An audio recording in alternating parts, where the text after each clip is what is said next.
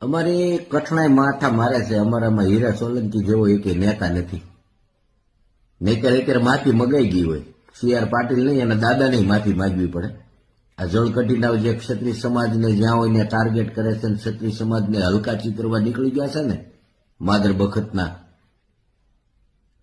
પણ તકલીફ ખાલી એટલી છે કે અમારામાં કોઈ એવો નેતા નથી. આમ કરીને કહી દે ને એવો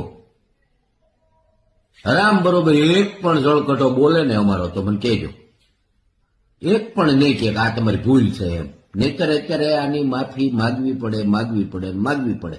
આ તો કાલ સવારે મહારાણા પ્રતાપ ને કહી દે કે એ તો ફલાણા સમાજમાંથી છે, ઢીકડા સમાજમાંથી છે, એટલે સાંભળી લેવાનું.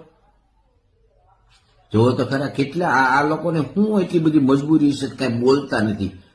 બોલો.